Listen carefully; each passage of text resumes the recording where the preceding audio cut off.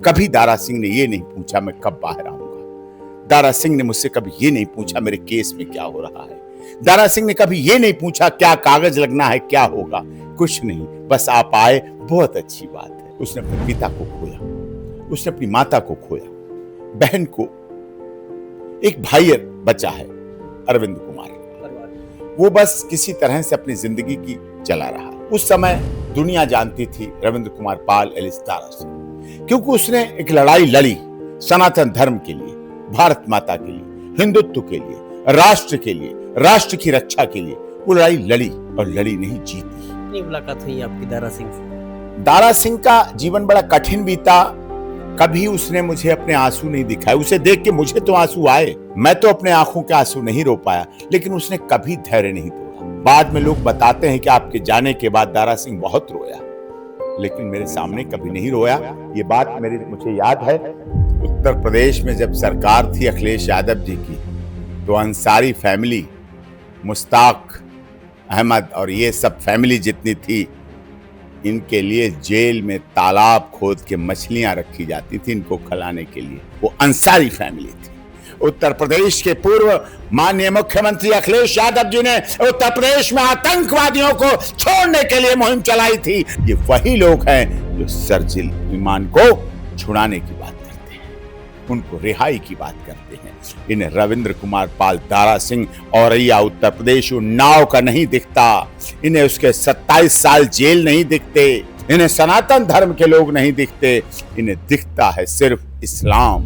न्याय की परिभाषा, जैसा आपने कहा, बदल जाती है। धर्म देख के बदल जाती है, जाति देख के बदल जाती है, वर्ग देख के बदल जाती है, क्षेत्र देख के बदल जाती है, भाषा देख के बदल जाती है, संप्रदाय देख के बदल जाती है। सर्जिल इमाम की बात करने वाले और उमर खालिद की बात करने वालों के आप इंटरव्यू लेके देख लेना। कोई जानना नहीं चाहता है दारा सिंह क्यों जेल में था, किस लिए जेल में था, क्यों कानून की फाइलों में फर्क हो गया, क्यों फैसलों में फर्क हो गया, क्यों जेल के रिकॉर्ड में फर्क हो गया। किसी के लिए 10 साल का जेल का रिकॉर्ड बहुत हो जाता है और दारा सिंह का 27 साल का रिकॉर्ड भी छोटा पड़ रहा है। हम आशा ने भी तो विश्वास करते हैं 15 अगस्त 2026 का वो सूरज उगेगा। स्वतंत्रता दिवस से देश के करोड़ों लोग मनाएंगे, सभी लोग मनाएंगे। तो उस स्वतंत्रता दिवस का एक मुख्य हिस्सा रविंद्र कुमार पाल उस दारा सिंह क्योंझर जेल से रिहा होगा। नमस्कार, मैं हूं केशव मलान और आप देख रहे हैं ऑप इंडिया। आपने पिछले करीब 4-5 साल के अंदर एक और खास तौर पर कहूं तो 2 नाम ऐसे बहुत बार सुने होंगे। एक नाम शर्जील इमाम और दूसरा उमर खालिद, जिनके लिए अक्सर कहा जाता है कि इनको लंबे समय से सरकार ने जेल में बंद किया हुआ है, इनको प्रताड़ित किया जा रहा है और वो मुसलमान है इसलिए उनको जेल में बंद रखा गया है। लेकिन कभी आपने सुना है कि एक ऐसा नाम जो 1 साल नहीं, 5 साल नहीं, 10 साल नहीं, 20 साल नहीं, बल्कि पूरे 26 साल से जेल के अंदर बंद है, जिसकी कोई आवाज़ उठाने वाला नहीं, उसकी कोई आवाज़ सुनने वाला नहीं। यहाँ तक कि उसके पिता की मौत हुई, उसकी माता की मौत हुई, उसकी बहन मारी गई इकलौती, उसको जमानत तक नहीं मिली। यानी कि उसने जेल के बाहर कभी उगते सूरज को देखा ही नहीं।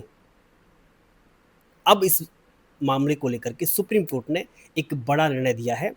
उड़ीसा सरकार को एक आदेश दिया है कि इस पर संज्ञान लेकर के उस दारा सिंह को रिहा किया जाए जो 26 साल से उड़ीसा की जेल में बंद है। लेकिन इसी विषय में जो दारा सिंह के जो वकील हैं डॉक्टर AP सिंह जी, जो कि सुप्रीम कोर्ट के बड़े अधिवक्ता हैं, आज हमारे साथ हैं विशेष बातचीत के लिए। सर, बहुत बहुत स्वागत है आपका ऑप इंडिया पर। सबसे पहले कि सुप्रीम कोर्ट का जो वर्तमान में आदेश आया है वो क्या है, आप एक बार हमारे दर्शकों को बताइए। ये आदेश बहुत बेहतर है। 26.5 साल से अधिक रविंद्र कुमार पाल एलिस दारा सिंह को, जो कि मूलतः औरैया उन्नाव कानपुर के पास है, उत्तर प्रदेश का रहने वाला है, उड़ीसा पहुंचा था। राष्ट्रीय बजरंग दल का अपने जिले का अध्यक्ष था, वहाँ कार्य कर रहा था। युवा देशभक्ति, राष्ट्रभक्ति की भावना से प्रेरित था। वहाँ पे एक घटना हुई और वो घटनाएं बहुत तेजी से हो रही थी। उड़ीसा, झारखंड, छत्तीसगढ़, बिहार के उन सुदूर क्षेत्रों में धर्मांतरण बड़े पैमाने पर चल रहा था और धर्मांतरण चल रहा था, इससे लोग दुखी थे। इसकी वजह से ये सब जो घटनाक्रम हुआ उससे उसे जोड़ा गया, था तो नहीं था तो वो सब कुछ होता चला गया। कन्विक्शन हुआ, फांसी की सजा हुई, ऑनरेबल हाई कोर्ट से फांसी की, ट्रायल कोर्ट से सजा हुई, फिर ऑनरेबल हाई कोर्ट से फांसी की सजा हुई, ऑनरेबल सुप्रीम कोर्ट से सजा हुई। हम लोगों ने वो बड़ी लंबी लड़ाई लड़ी और आज हम आशा ही नहीं पे तो विश्वास करते हैं 15 अगस्त 2026 का वो सूरज उगेगा, स्वतंत्रता दिवस से देश के करोड़ों लोग मनाएंगे, सभी लोग मनाएंगे। तो उस स्वतंत्रता दिवस का एक मुख्य हिस्सा रविंद्र कुमार पाल उर्फ दारा सिंह क्योंझर जेल से रिहा होगा। जनरली उम्र कैद 14 वर्ष मानी जाती है और 14 वर्ष भी क्यों, उसका एक बड़ा कारण है। हमारे सनातन धर्म में जिस संविधान की हम बात करते हैं उस संविधान के पहले पृष्ठ पर राम दरबार बना हुआ है, राम दरबार का फोटो छपा हुआ है। उस संविधान पर, जो संविधान मूल संविधान हमारे पुराने संसद भवन में रखा है, 14 वर्ष क्यों कहा गया? 14 वर्ष ही क्यों, 15 क्यों नहीं, 13 क्यों नहीं, 12 क्यों नहीं? 14 वर्ष का एक तरह से दंड प्रभु श्री राम को हुआ था। वो 14 वर्ष वनवास गए थे, तो 14 वर्ष की फीलिंग ये थी कि राम युवा थे, नई विवाह हुआ था, धनुष तोड़ा था, नई सीता माता से विवाह था और कोई संतान भी नहीं थी, जबकि संतान पहला एक दाम्पत्य जीवन का उपक्रम होता। और उसी समय उन्हें जंगल जाना पड़ा, तो उनका पूरा जीवन अस्त व्यस्त नस्त सब कुछ हो गया। तो ये धारणा रखी गई कि 14 वर्ष किसी के जीवन को खत्म करने के लिए एक तरह से पर्याप्त है, जवानी को पूरे जवानी को। तो इसीलिए 14 वर्ष का रखा, लेकिन यहां 26 वर्ष, 26.5 से ज्यादा, लगभग 27 वर्ष होने जा रहे हैं दारा सिंह को जेल में। आपने बिल्कुल सही कहा, उसने अपने पिता को खोया, उसने अपनी माता को खोया, बहन को, एक भाई बचा है अरविंद कुमार, वो बस किसी तरह से अपनी जिंदगी की चला रहा है, कोई उसकी अर्थ की व्यवस्था नहीं। कुछ लोगों का ऐसा स्वभाव होता है, उस समय दुनिया जानती थी रविंद्र कुमार पाल एलिस दारा से, क्योंकि उसने एक लड़ाई लड़ी सनातन धर्म के लिए, भारत माता के लिए, हिंदुत्व के लिए, राष्ट्र के लिए, राष्ट्र की रक्षा के लिए। वो लड़ाई लड़ी और लड़ी नहीं, जीती। उसका मैसेज जो विदेशों से लगातार फंडिंग होके यहां कार्य हो रहे थे, और मुझे दुख के साथ कहना पड़ रहा है लेकिन मैं जिम्मेदारी के साथ कह रहा हूं, पिछली कुछ सरकारें देश में आई जिन्होंने भी इस विषय को हवा दी। बड़े पैमाने पर धर्मांतरण हुआ, मकान के नाम पर, कपड़ों के नाम पर, शिक्षा के नाम पर, नौकरी के नाम पर। इस तरह से इन राज्यों में बहुत बड़ी ये समस्या रही। सरकारें उतना ध्यान नहीं दे पाई, लेकिन एक सामाजिक विषय, समाज के व्यक्ति ने उस मुद्दे को उठा के बहुत ऊंचाई तक ले गया।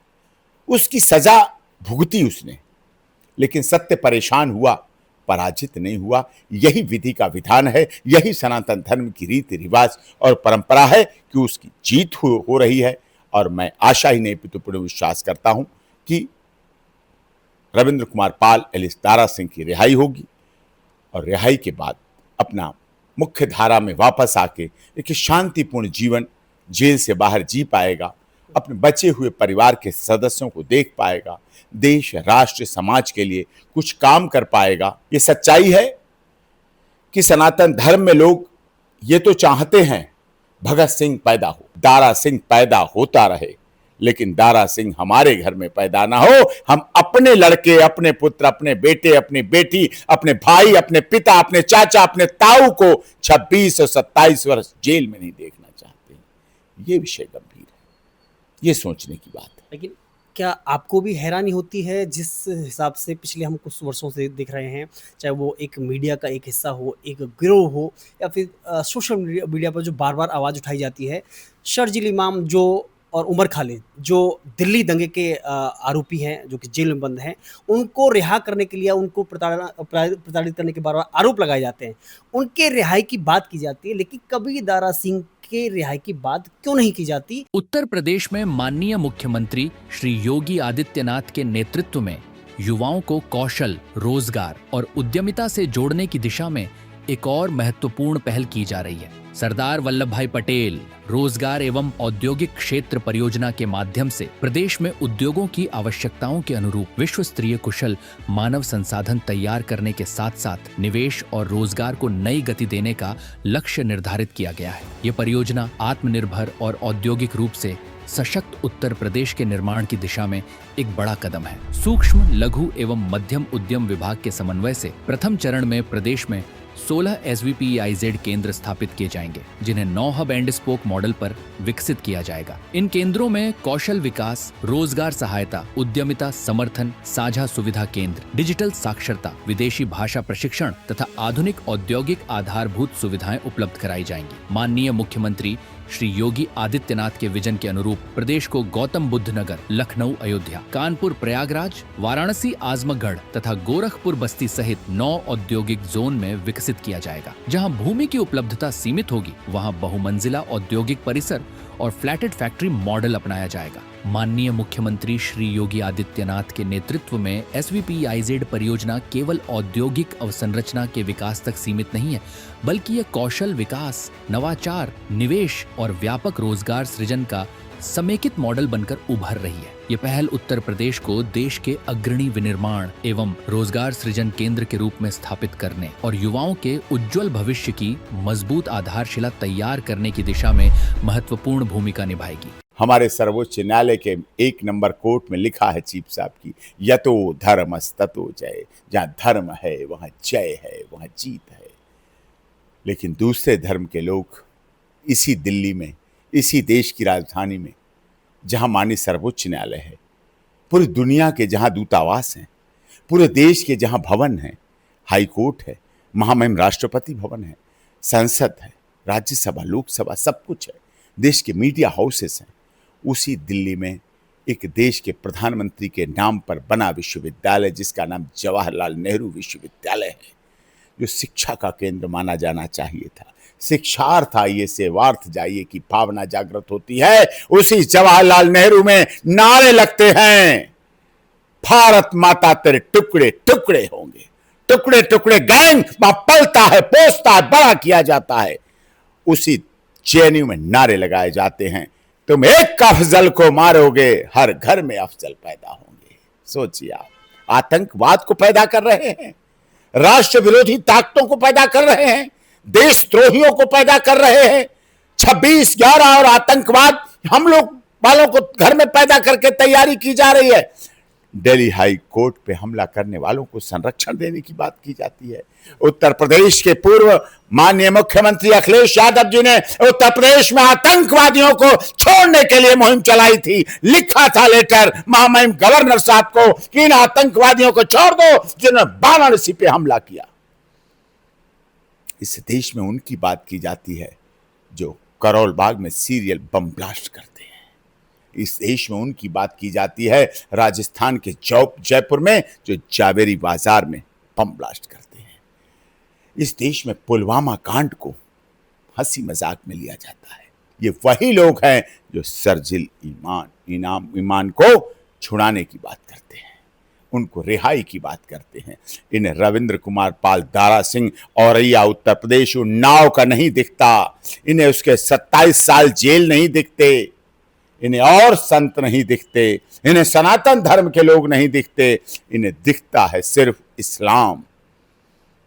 जो पाकिस्तान में मानता हूं कि इस देश का हर व्यक्ति मुसलमान आतंकवादी नहीं है, लेकिन हर आतंकवादी मुसलमान ही क्यों होता है, यह भी सवाल आप पर छोड़ता हूं कि हर आतंकवाद करने वाला, हर जिहाद करने वाला, लब जिहाद करने वाला, थूक जिहाद करने वाला, लैंड जिहाद करने वाला, साइबर जिहाद करने वाला, IT जिहाद करने वाला, प्रॉपर्टी जिहाद करने वाला, एजुकेशन जिहाद करने वाला, शिक्षा में जिहाद करने वाला, चिकित्सा में जिहाद करने वाला, डॉक्टर बनके क्यों 10th का टॉपर, 12th के टॉपर, CPMT का टॉपर जो डॉक्टर बनता है, MBBS का टॉप करने वाला, क्यों वो आतंकवादी बन जाता है? क्यों जब पटियाला हाउस कोर्ट में चार्जशीट फाइल होती है तो डॉक्टर लिखा जाता है और आतंकवादी लिखा जाता है, टेररिस्ट लिखा जाता है? ये सोचने की बात। लेकिन हमने ऐसे देखा कि बहुत सारे केसों में, चाहे हम अगर स्वास्थ्य खराब हो जाता है तो लालू यादव को जमानत मिल जाती है, अगर किसी के परिवार में तकलीफ हो जाती है तो शर्जील इमाम को जमानत मिल जाती है। हमने देखा है कि अफजल गुरु जैसे आतंकी को मीडिया में इंटरव्यू देने के लिए अलाउ कर दिया जाता है, बिरयानी खिलाई जाती है। नहीं, वो उसकी हम बात कर रहे हैं कि अफजल गुरु हाँ। के बाद में हम वहाँ आतंकी जो मोहम्मद कसाब था उसको सालों साल बिरयानी खिलाई जाती है। लेकिन एक दारा सिंह के पिता की मौत होती है, उसकी माता चली जाती है, बहन चली जाती है, जमानत क्यों नहीं मिलती? उत्तर प्रदेश में जब सरकार थी अखिलेश यादव जी की, तो अंसारी फैमिली, मुश्ताक अहमद और ये सब फैमिली जितनी थी, इनके लिए जेल में तालाब खोद के मछलियां रखी जाती थी इनको खिलाने के लिए, कि जेल में तालाब खोद के इनकी पसंद की मछलियां वहां रखी जाती थी। वो समय था जब इलाहाबाद हाई कोर्ट, जो एशिया की सबसे प्राचीन हाई कोर्ट है, उस हाई कोर्ट के, मुझे शर्म आती है कहते हुए, उस हाई कोर्ट के 10 सिटिंग ऑनरेबल जजेस ने उसके केस सुनने से मना कर दिया। वो अंसारी फैमिली थी। 10 जजों ने कि हम इसका केस नहीं सुनेंगे। इसका मतलब क्या था? डर, भय। ये देश ने देखा है। तब उसके बाद उनका जेल में हार्ट अटैक हुआ और उसके बाद एक को हॉस्पिटल जाते हुए इलाज हुआ उसका। तो ये सब गंभीर विषय हैं जिन पर देश के लोगों को सोचना चाहिए, जागरूक होना चाहिए। क्या दारा सिंह के लिए अलग अलग कानून लागू था? देखिए आप, be the people of India, हमारे देश के महान कानूनविद डॉक्टर भीमराव अंबेडकर बाबा साहब, हम 14 अप्रैल को याद करते हैं। हम उन्हें हर दिन क्यों नहीं याद करते? क्यों कानून में भेद हो गया? क्यों कानून में असमानता हो गई? क्यों कानून में समानता नहीं रही? क्यों कानून में फर्क हो गया? क्यों कानून की फाइलों में फर्क हो गया? क्यों फैसलों में फर्क हो गया? क्यों जेल के रिकॉर्ड में फर्क हो गया? किसी के लिए 10 साल का जेल का रिकॉर्ड बहुत हो जाता है और दारा सिंह का 27 साल का रिकॉर्ड भी छोटा पड़ रहा है। अब जो सुप्रीम कोर्ट ने आदेश दिया है, 15 अगस्त की वो तारीख है, आपको लगता है कि दारा सिंह एक आजाद हवा में और खुली हवा में आशा ही नहीं, तो उगता हुआ विश्वास सूरज करते हैं। सरकार पर भरोसा है, माननीय सर्वोच्च न्यायालय पे भरोसा है, आप जैसे देश के मीडिया बंधुओं पर भरोसा है, देश की जनता पर भरोसा है, जो करोड़ों लोगों ने हमें उनका साथ दिया, उन्होंने हमारा साथ दिया। पूरा उड़ीसा जब मैं जाता, Keonjhar jail, Bhubaneswar jail, Cuttack jail, Cuttack high court कितनी बार गया, बस लोगों को पता चल जाए जंगल में आग की तरह लोगों की भीड़ इकट्ठी हो जाती। इतना प्यार, इतना सम्मान, इतना आदर इस पूरी दुनिया ने दिया है दारा सिंह को। कभी दारा सिंह ने ये नहीं पूछा मैं कब बाहर आऊंगा। दारा सिंह ने मुझसे कभी ये नहीं पूछा मेरे केस में क्या हो रहा है। दारा सिंह ने कभी ये नहीं पूछा क्या कागज लगना है, क्या होगा, कुछ नहीं। बस आप आए, बहुत अच्छी बात है, आप आए, बहुत अच्छी बात है। बहुत दूर आना पड़ता है आपको, बहुत परेशानी हुई होगी यहाँ आने में आपको, आप आए, बहुत अच्छी बात है। ये उसके शब्द मुझे याद आते हैं और निश्चित तौर पर सुखद अनुभव होगा कि जब लगभग 27 साल के बाद 15 अगस्त 2026 को दारा सिंह बाहर आएगा, तो वो दिन आएगा जब दारा सिंह भी भगवान जगन्नाथ के दर्शन करने के लिए नंगे पैर जाएगा और नंगे पैर पहुंचते हुए भगवान जगन्नाथ के आगे दंडवत होगा। एक बात जो हम आपका कानूनी नज़रिए से जो हम समझना चाहते हैं कि 14 साल के लिए, क्योंकि जब सुप्रीम कोर्ट में दारा सिंह का केस आने के बाद में इनकी फांसी की सज़ा को उम्र कैद में बदला गया और कहा जाता है कि उम्र कैद 14 साल के लिए होती है, लेकिन 27 साल जेल में हो गए। एक्चुअली उम्र कैद कुछ तो 14 साल, कुछ 20 साल, कुछ जब फांसी की सजा कन्वर्ट होती है तो लाइफ टिल डेथ की कर देते हैं, इस तरह से। लेकिन हमारे देश में 99 दोषी चाहे छूट जाए, लेकिन एक निर्दोष को दंड नहीं मिलना चाहिए, सजावी भावना है। जैसे हमारे चीफ जस्टिस ऑफ इंडिया ने कहा था अपनी फेयरवेल सेरेमनी में कि कानून उस मकड़ी जाले की तरह है जिसमें छोटे छोटे कीड़े, दारा सिंह जैसे। मुंबई में जो भगवा आतंकवाद की उदाहरण दी गई थी, बाद में वो सांसद बनी, हाँ बाद में वो सांसद भी बनी थी, भोपाल से सांसद बनी थी, साध्वी। उनकी छुड़ाने की बात नहीं करता था कोई, जेलों में रही।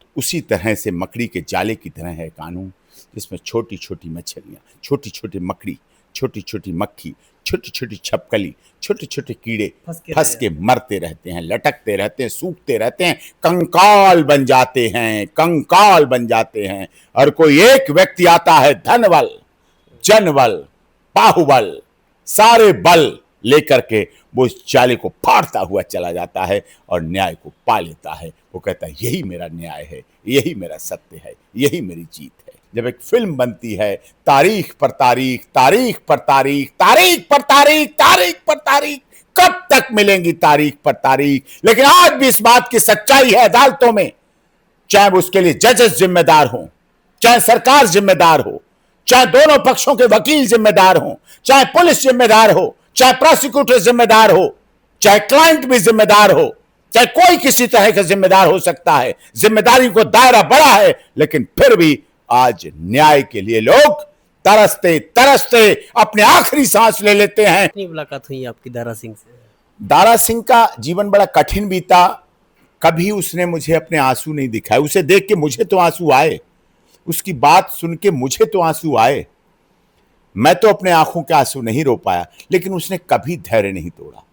वो सदैव हमसे मिलता हुआ मिला। बाद में लोग बताते हैं कि आपके जाने के बाद दारा सिंह बहुत रोया, लेकिन मेरे सामने कभी नहीं रोया। ये बात मुझे याद है। मुझे तो लगा दुख कि मैं उसके लिए क्या नहीं कर पा रहा हूं, क्यों नहीं कर पा रहा हूं। लेकिन सच्चाई ये है, न्याय की परिभाषा जैसा आपने कहा बदल जाती है। धर्म देख के बदल जाती है, जाति देख के बदल जाती है, वर्ग देख के बदल जाती है, क्षेत्र देख के बदल जाती है, भाषा देख के बदल जाती है, संप्रदाय देख के बदल जाती है। सर्जिल ईमान की बात करने वाले और उमर खालिद की बात करने वालों के आप इंटरव्यू लेके देख लेना। कोई जानना नहीं चाहता है कि दारा सिंह क्यों जेल में था, किस लिए जेल में था। इस हिंदुस्तान की अस्मिता को बचाने के लिए जेल में था, हिंदुस्तान की रक्षा के लिए जेल में था, भारत माता की रक्षा के लिए जेल में था।